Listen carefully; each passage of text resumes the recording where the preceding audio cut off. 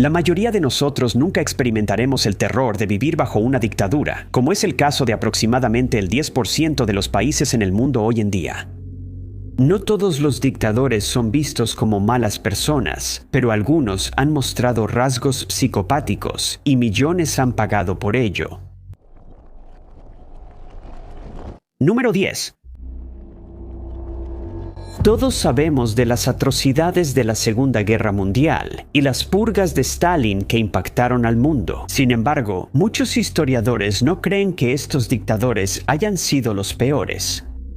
Algunos opinan que Mao Zedong, también conocido como Mao Zedong, un dictador chino que gobernó ese país durante décadas y que sembró destrucción por doquier, fue el peor, pues causó la muerte de decenas de millones de personas. Zedong nació en Hunan, China, en 1893, donde su padre era comerciante de granos.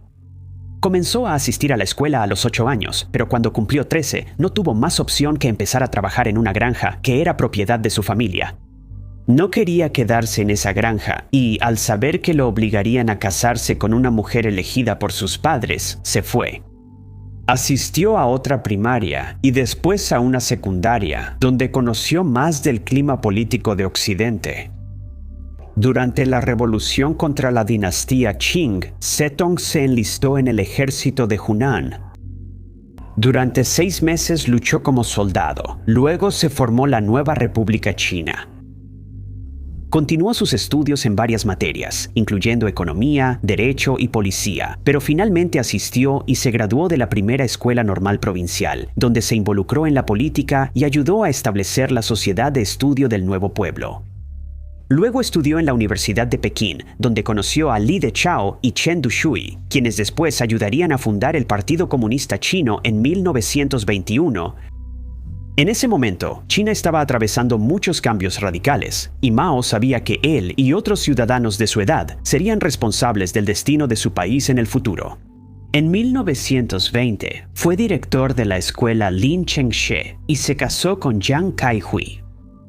Al año siguiente, participó en el primer congreso del Partido Comunista Chino y 2 años después se unió al Partido Nacionalista.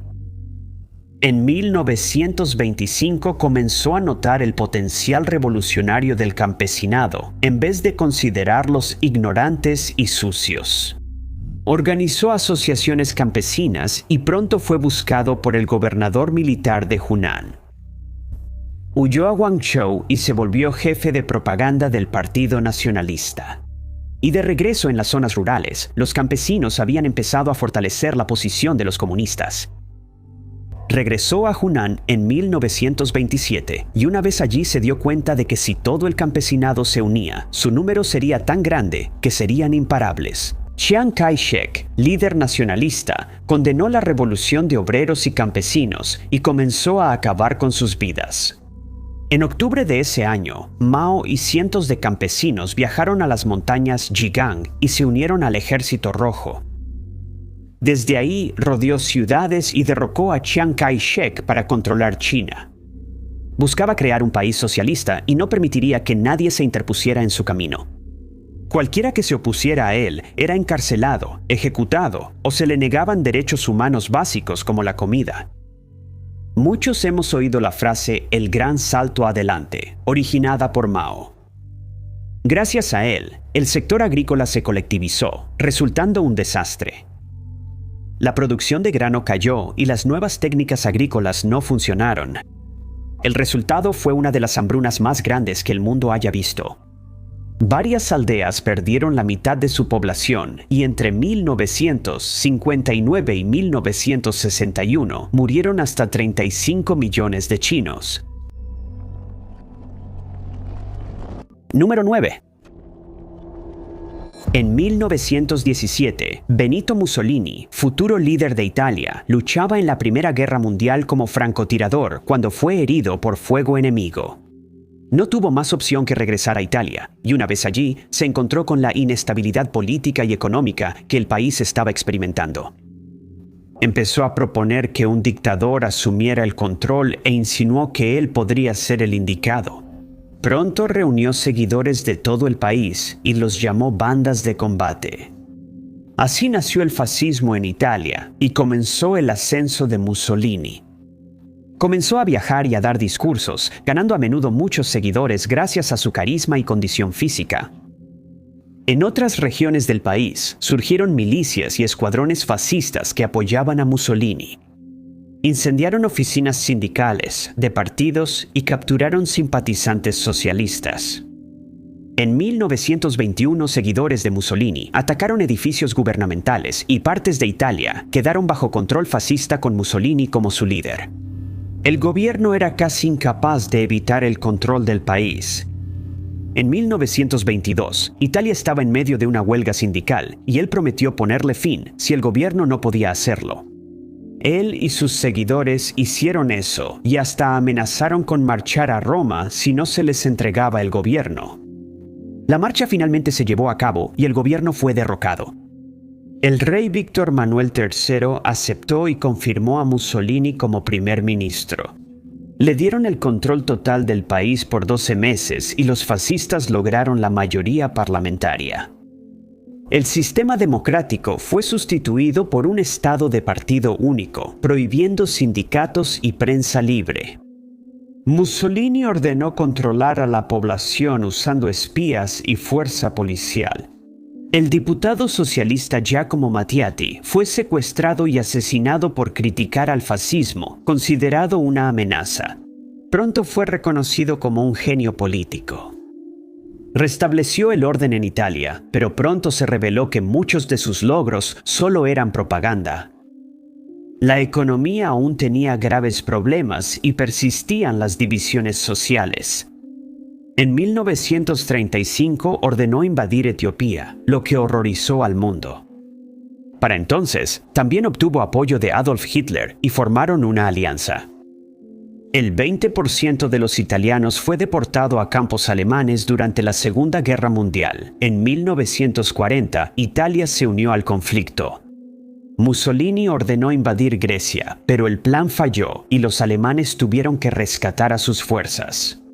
En 1943, el colapso de Italia era inminente tras la invasión aliada de Sicilia y la destitución de Mussolini. Fue arrestado, rescatado por soldados alemanes y huyó a Múnich.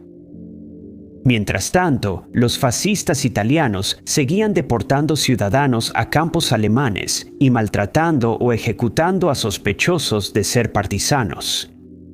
Cuando se enteró de que iba a ser capturado y ejecutado por órdenes de los comunistas italianos del liderazgo partisano, huyó a Valtellina, donde se disfrazó de soldado alemán con la esperanza de escapar. Por ser tan conocido, lo reconocieron y arrestaron rápido. Número 8. El régimen del dictador haitiano François Duvalier, que duró de 1971 a 1986, es conocido por atroces violaciones de derechos humanos, corrupción y robo. Duvalier, luego llamado Papa Doc, nació en Haití en 1907. A los 8 años, Estados Unidos ocupó Haití y vio cómo maltrataban a los haitianos, imponían altos impuestos y obligaban a sus allegados a trabajos forzados sin paga. Esto le inculcó odio a Estados Unidos, lo que impactó mucho sus opiniones políticas como dictador. Estados Unidos salió de Haití en 1934 y Duvalier se graduó de médico. Sin embargo, él se interesó en el noirismo, que promovía el empoderamiento de la gente de color en Haití y buscaba eliminar influencias extranjeras. Él había aprendido sobre prácticas espirituales africanas, así como sobre la religión criolla llamada vudú, que no debe confundirse con el vudú que se practicaba en Luisiana. A pesar de su odio por el país, Duvalier viajó a Estados Unidos en 1944, donde estudió medicina. Al volver, obtuvo mayor conocimiento del tema y pronto se hizo famoso al suministrar antibióticos a quienes padecían la mortal enfermedad de la piel llamada pian. Como la gente sabía poco de medicina, lo veían como un sanador milagroso y creían que tenía poderes de vudú. Nombrado ministro de Salud, su mandato terminó pronto tras el golpe militar al gobierno. Duvalier tuvo que ocultarse y empezó a estudiar política. En 1956, Haití se preparaba para elecciones presidenciales durante una guerra civil. Y con la esperanza de que él trajera cambios positivos, Duvalier fue elegido. Disolvió el ejército y lo reemplazó con uno de su propia creación, que se llamaba los Voluntarios de la Seguridad Nacional, o los Tonton Macoute. En ese momento, Estados Unidos se enfrentaba a Fidel Castro en Cuba y proporcionaron entrenamiento al ejército de Duvalier con la esperanza de una alianza contra Castro. Pero las cosas estaban a punto de ponerse mucho peor. En 1959, Duvalier tomó demasiada insulina para su diabetes y cayó en coma durante 9 días. Al despertar, parecía cambiado y abrazó el vudú con más pasión. Determinó que los líderes solo tendrían un mandato y en las elecciones de 1961 fue el único candidato. Así comenzó su reinado de terror. Haití sufría asesinatos, robos y cosas peores cometidos por miembros del Parlamento. La corrupción estaba fuera de control y se perdieron muchas vidas mientras él permanecía escondido en su palacio. De vez en cuando salía para repartir pequeñas cantidades de dinero a la gente necesitada de Haití en un intento de salvar las apariencias, y según todos los informes, su gobierno fue un desastre total. Número 7. Muammar el-Gaddafi gobernó Libia por más de 40 años, y muchos historiadores consideran su mandato el más totalitario y despiadado en la historia del norte de África. En 1969, Libia estaba bajo el gobierno del rey Idris, pero luego fue derrocado por Gaddafi, de 27 años, durante un golpe militar. Gaddafi fue entonces nombrado líder de ese país, después de lo cual estableció la República Árabe Libia. Aunque Gaddafi aparentaba que Libia sería gobernada por el pueblo, él controlaba todas las decisiones y, como gran manipulador, enfrentó a las tribus y promovió su culto a la personalidad.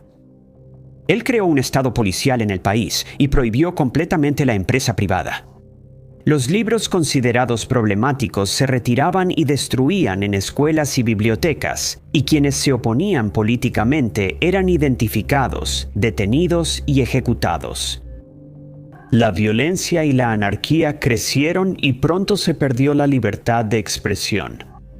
Tras la orden de un oficial de inteligencia libio de derribar el vuelo 103 de Pan Am en 1988, la ONU impuso sanciones económicas, diplomáticas y militares, dejando aislada a Libia.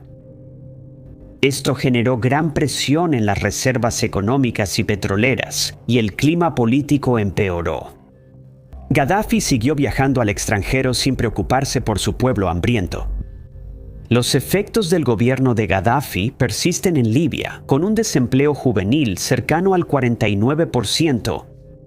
Los salarios en el país siguen siendo muy bajos, y solo los gobernantes se benefician de la inversión extranjera, incluso tras el levantamiento de sanciones en 2003. En 1999, Gaddafi admitió que Libia era responsable del atentado contra el vuelo 103 de Pan Am, pero no aceptó culpa personal. En 2011, hubo protestas nacionales contra su gobierno, que respondió abriendo fuego contra los manifestantes.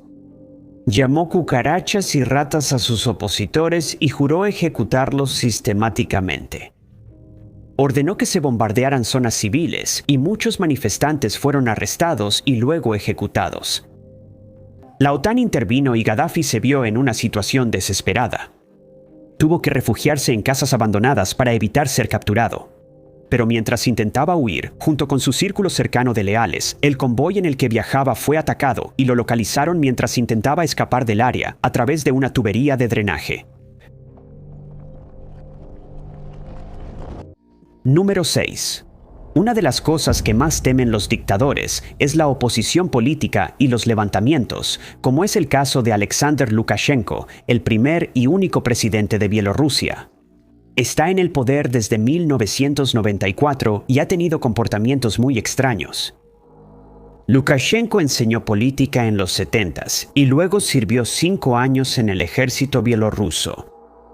Luego se unió a la Organización Juvenil Comunista y en 1990 fue elegido para el Parlamento. Al asumir su nuevo cargo, fundó Comunistas por la Democracia y fue el único diputado que se opuso a la disolución de la Unión Soviética.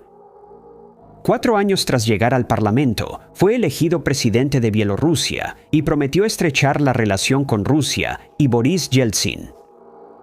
Desde su elección, fue ganando cada vez más poder en Bielorrusia al imponer una ley que le permite extender su mandato como presidente y gobernar por decreto, lo que significa que puede crear cualquier ley que considere adecuada sin oposición. Desde que asumió la presidencia, ha rechazado reformas económicas e impuesto estrictas restricciones a la prensa. Bielorrusia está mayormente aislada de Europa y del mundo. Aunque Rusia y Bielorrusia siguen siendo entidades separadas, mantienen lazos muy estrechos entre sí, tanto en el ámbito político como en lo que respecta a su política de defensa. Desde que el mandato de Lukashenko debía terminar en 1999, ha sido acusado de fraude electoral y sus decisiones han generado preocupación internacional. En 2024, firmó una ley que lo eximiría de ser procesado en el futuro, ya que ha sido acusado de crímenes de lesa humanidad. Ha decidido que ningún líder opositor exiliado participe en las elecciones presidenciales, dejando claro ante la comunidad internacional que sigue controlándolo todo solo. Ha sido presidente de Bielorrusia durante 6 mandatos sin precedentes, lo que ha generado protestas, ya que la gente quiere elegir a un nuevo presidente con ideas frescas y mayor empatía por los ciudadanos. En 2025, un grupo de expertos independientes investigó la situación de derechos humanos en Bielorrusia y reportó arrestos arbitrarios, persecución a opositores de Lukashenko y violencia generalizada e innecesaria. Periodistas y activistas suelen ser blanco del gobierno por considerarlos disidentes, y cualquier civil que exprese su frustración u oposición es procesado rápidamente. Número 5. El arzobispo de Caracas declaró que Hugo Chávez necesitaba un exorcismo debido a su paranoia abrumadora, que es una característica que muchos dictadores han mostrado a lo largo de la historia por su miedo a ser removidos del poder. Chávez llegó al poder en Venezuela tras intentar un golpe de Estado contra el presidente Carlos Andrés Pérez el 4 de febrero de 1992 junto a otros militares. La misión fue un fracaso ya que no capturaron al presidente. Pero cuando Chávez fue acorralado, aceptó entregarse a las autoridades. Agregó que solo lo haría si podía dirigirse a sus compañeros rebeldes por televisión y aceptaron su petición. Durante la transmisión, pidió deponer las armas y al final de su breve discurso, ganó muchos seguidores. La gente estaba más frustrada con el gobierno venezolano y creía que la reforma de Chávez solo podría beneficiar al país. Fue enviado a prisión, pero los cargos se desestimaron al ver que tenía muchos seguidores. Al salir libre, inició su carrera política y fundó el movimiento Quinta República. Se aprovechó de la desesperación del pueblo venezolano y en 1998 fue elegido presidente. Creó una nueva constitución, prometió eliminar la corrupción y comenzó a gastar más dinero en programas sociales. Su popularidad creció, pero la constitución que redactó le dio control total del gobierno.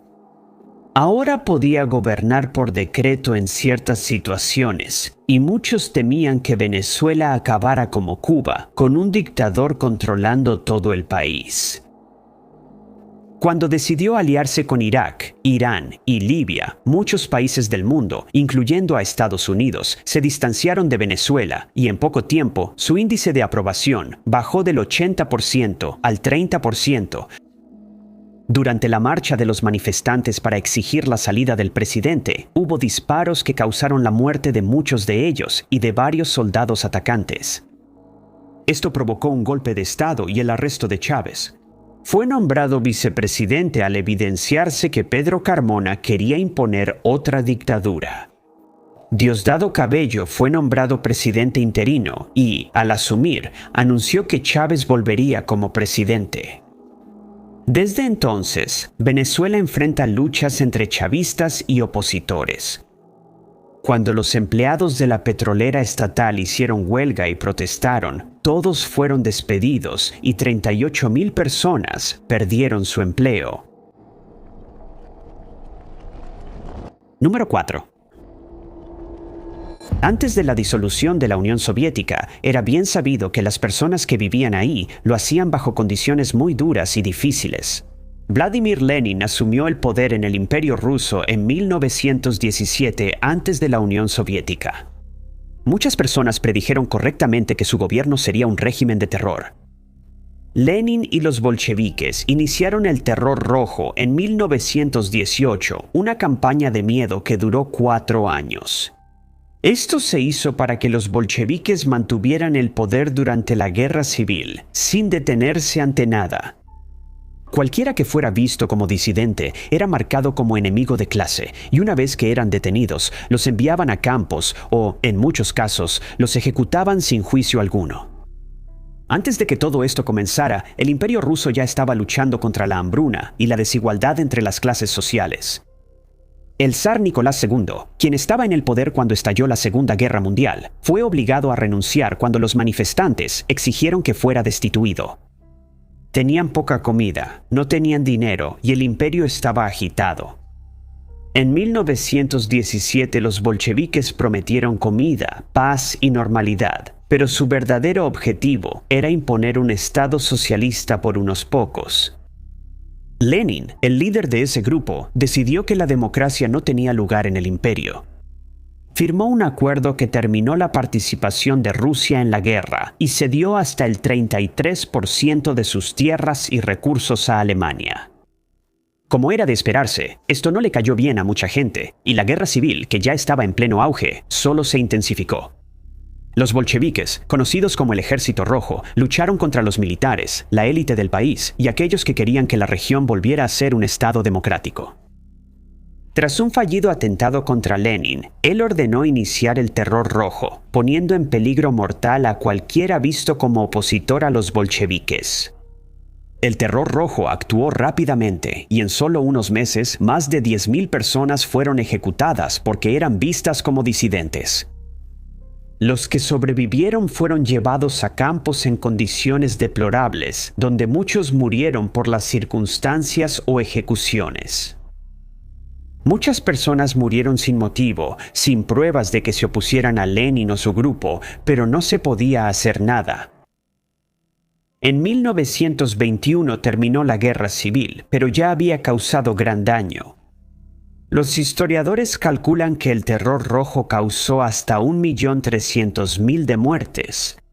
Por eso se le considera uno de los peores dictadores, y su reinado de terror jamás será olvidado. Número 3. Si te dijeran que Paraguay una vez decidió hacer la guerra contra otros 3 países, probablemente te costaría creerlo. Gracias al dictador Francisco López, esto ocurrió a mediados de la década de 1860. Se cree que las ideas políticas de López se formaron mientras pasaba tiempo en Europa, cuando tenía 20 y tantos años, ya que durante ese tiempo se interesó mucho en la forma en que Napoleón hacía las cosas mientras estaba en el poder. Como López ya era rico, volvió a Paraguay con una flota de barcos y armas. Tenía grandes ideas para el país, alentado por su amante Elisa Lynch, originaria de Irlanda. En ese momento, Paraguay y otros países cercanos competían por el establecimiento de fronteras nacionales, y muchas de estas regiones no tenían idea de cómo autogobernarse, ya que habían sido colonizadas durante mucho tiempo. La anarquía dominaba y la gente peleaba por el poder. López vio su oportunidad. Se proclamó a sí mismo como el protector del equilibrio de la plata. Pero pronto comenzaron a surgir problemas. Brasil mostró interés en Uruguay, lo que molestó a López, pues el gobierno brasileño apoyaba a la facción colorada, que quería sustituir a las autoridades uruguayas de entonces.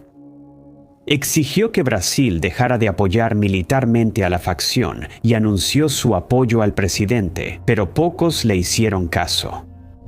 Para no ser ignorado, ordenó incautar un barco mercante brasileño y arrestar al gobernador de Mato Grosso, quien fue encerrado en una mazmorra. Luego decidió invadir Mato Grosso y una vez hecho esto, reclamó esa región en nombre de Paraguay. Comenzó a llamarse el Supremo, mostrando narcisismo, pero aún no terminaba. Ordenó a sus tropas marchar a Uruguay, donde se suponía que debían identificar y eliminar a cualquiera que se opusiera a él. Pero sus tropas tenían que viajar a través de Argentina para llegar allí y se les negó el paso. Muchos creen que aquí López perdió totalmente el rumbo. Se declaró a sí mismo mariscal de Paraguay y declaró la guerra a Argentina. En la bahía de Corrientes, capturó 2 barcos argentinos y se proclamó gobernante de Entre Ríos. Uruguay, comprensiblemente, se puso del lado de Argentina y pronto se les unió Brasil.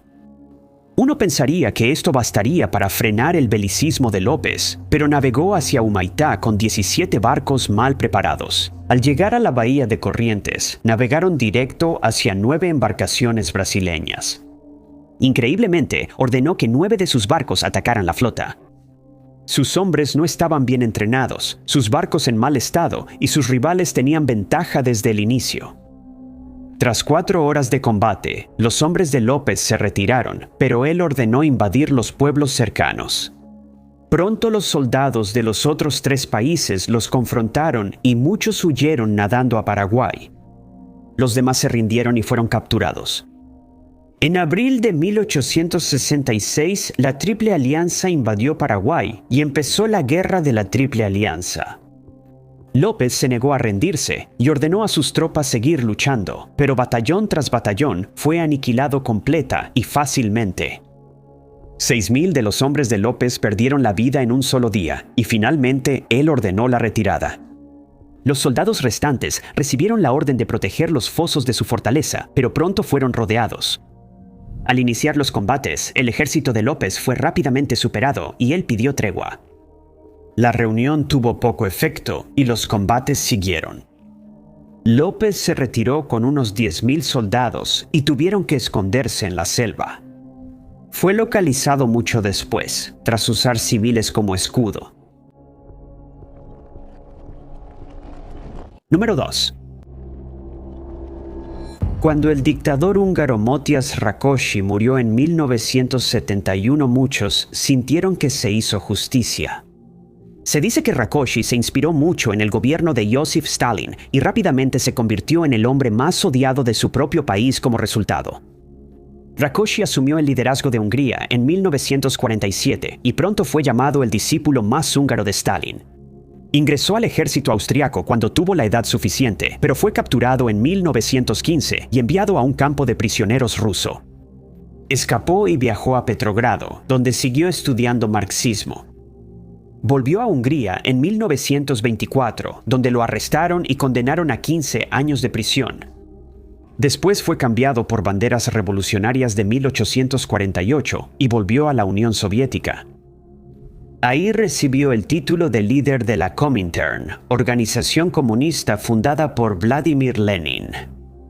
Volvió a Hungría en 1945 para fundar el Partido Comunista Húngaro y tuvo su primer contacto real con el poder al ser nombrado su secretario general. Llamaba fascista a quien se le opusiera y obligaba a los partidos rivales a jurar lealtad o irse al exilio. La democracia terminó y Rákosi tenía el respaldo de la Unión Soviética. Lo siguiente sorprendió al mundo. Siguiendo el ejemplo de su héroe, Stalin implementó una serie de purgas que resultaron en hasta 100,000 personas encarceladas, 200,000 exiliadas y al menos 2,000 ejecutadas. Comenzó a buscar partidarios del dictador yugoslavo y si eran identificados, eran encarcelados o ejecutados. Mientras tanto, los ciudadanos luchaban por sobrevivir, con salarios bajos, inflación alta y escasez de comida. Cuando no pudo solucionar la situación, fue reemplazado por Imre Nagy, pero permaneció al frente del Partido Comunista Húngaro. Intentó recuperar el poder perdido persiguiendo a Nagy, quien fue expulsado del Partido Comunista. Cuando lo acusaron de liberar lentamente a prisioneros políticos y seguir actos estalinistas, él culpó a sus nervios. Rákosi perdió apoyo en su país y estalló la agitación. Se decidió que ya había estado mucho tiempo y en 1956 fue removido del poder. Volvió a la Unión Soviética y fue expulsado del Partido Comunista Húngaro. Número 1. Enver Hoxha no es un nombre conocido para muchos, pero su régimen comunista en Albania es muy recordado allí por razones equivocadas.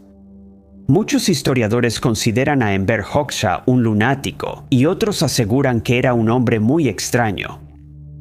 Él llegó al poder en Albania en 1944 y al igual que Motias Rakosi, se inspiró en Joseph Stalin. Estudió botánica, pero al perder interés, se mudó a París, Francia, donde se presentó como representante del movimiento comunista albanés. Comenzó a mezclarse con artistas y editores, y a menudo se le veía en fiestas conocidas por su desenfreno. Algunos historiadores creen que aquí inició su interés por la política. Al volver a Albania, se unió a la resistencia y luego lideró el Partido del Trabajo de Albania.